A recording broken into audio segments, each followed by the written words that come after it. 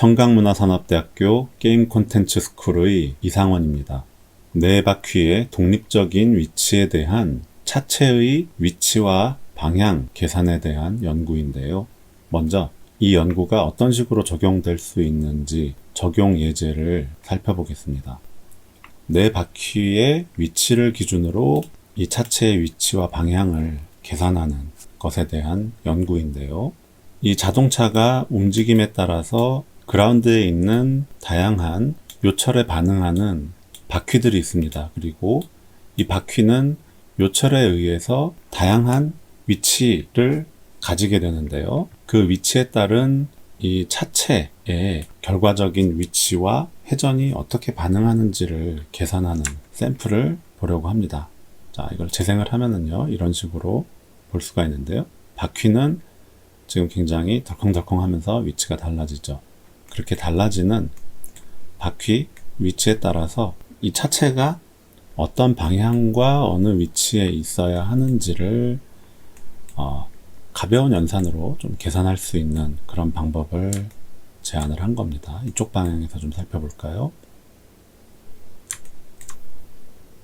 이렇게 보이겠죠? 방금 본 이 예제 자동차는 복잡한 장치들이 추가된 상태라서 이번 연구를 기반으로 발전시킨 샘플입니다.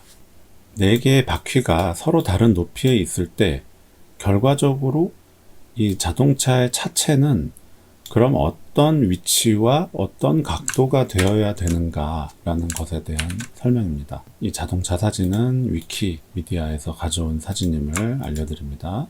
위키미디아에서 이런 사진을 가져왔고요.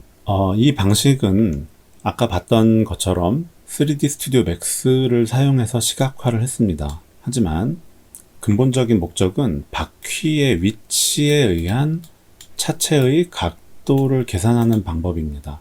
그렇기 때문에 그 계산 방법은 다양한 곳에 적용할 수가 있어요. 유니티라든가 언리얼 같은 그런 게임 엔진에도 적용을 할 수가 있고요. 일반적으로 게임 엔진에서 자동차를 처리하는 방식은 대체로 복잡한 시뮬레이션으로 적용하는 경우가 많습니다. 하지만 이것은 정밀한 계산이 아니고요. 다소 부정확하지만 가벼운 연산으로 계산하자라는 것이 목적입니다. 그렇기 때문에 모바일 디바이스처럼 저사양의 플랫폼이나 아니면은 대규모로 자동차가 등장하는 곳에서 자동차의 운동 특성을 계산하는 경우에 적절한 방식이라고 볼 수 있습니다. 이 연구에서 예제를 다운받을 수 있게 링크가 추가되어 있는데요. 저 링크에 있는 예제 파일을 다운로드 받으면 3D 스튜디오 맥스 2021 버전 이상에서 열어볼 수가 있습니다. 3D 스튜디오 맥스에서 열면 이런 모습을 볼 수 있는데요. 이 4가지 공이 바퀴의 위치, 즉 높이 정보를 의미합니다. 각각의 4가지 바퀴를 위아래로 움직였을 때 결과적으로 차체가 어떤 위치와 어떤 각도로 회전을 해야 되는지를 시각화로 보여주고 있는 것입니다. 그래서 뒤쪽에 2 바퀴가 위로 올라가 있다면 이런 식의 모습이 되겠죠.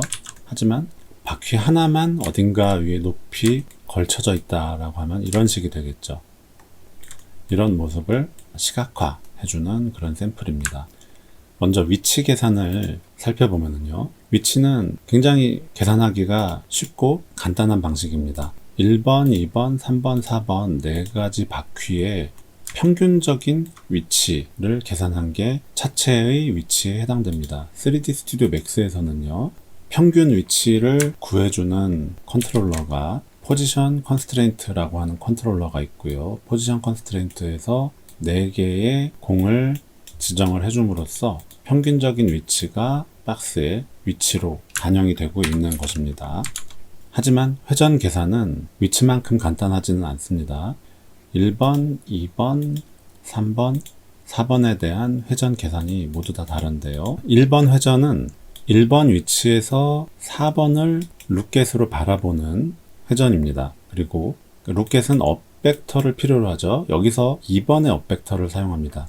그 결과 1에서 4를 바라보는데 2번을 업 벡터로 하는 평면은 이런 식의 평면이 만들어지겠죠. 저 평면을 3D 스튜디오 맥스에서 시각화해 볼까요? 1에서 4를 바라보는데 2번을 업벡터로 하는 이런 식의 평면이 만들어집니다. 그리고 이 각도가 1번 각도입니다. 그리고 두 번째 각도는 1번에서 4번을 마찬가지로 바라보지만 업벡터가 인버스된 3번을 바라보고 있습니다. 이쪽 방향을 업벡터가 바라보고 있는 거죠. 그리고 그 방향의 평면은 이런 식으로 만들어집니다. 그리고 그 방향이 이 두 번째 방향이 되는 거죠. 그리고 세 번째 방향을 볼까요? 3번에서 2번을 누켓으로 바라보는데 업벡터는 1번에 해당됩니다. 그리고 그 평면은 이런 평면이 되겠죠. 그리고 네 번째 방향은 3번에서 마찬가지로 2번을 바라보지만 업벡터가 역전된 4번 방향, 인버스된 4번 방향이 요 평면인 거죠. 요 방향이 네 번째 방향입니다. 그렇게 해서 이 1번 방향, 2번 방향, 3번 방향, 4번 방향을 모두 평균을 내죠. 프로그래밍 코드에서 계산한다면은 쿼터니언 로테이션 값에서 평균을 낼 수 있겠죠. 3D 스튜디오 맥스에서 시각화를 할 때는 오리엔테이션 컨스트레인트에 의해서 네 가지 로테이션 방향을 평균을 내서 적용을 했습니다. 그 결과가 지금 보다시피 이런 식으로 작동을 하는 거죠. 자, 그래서 결론입니다. 이 연구는 비교적 간단한 계산으로 네 바퀴 자동차의 차체 방향을 얻는 방법을 제안하는 것이고요.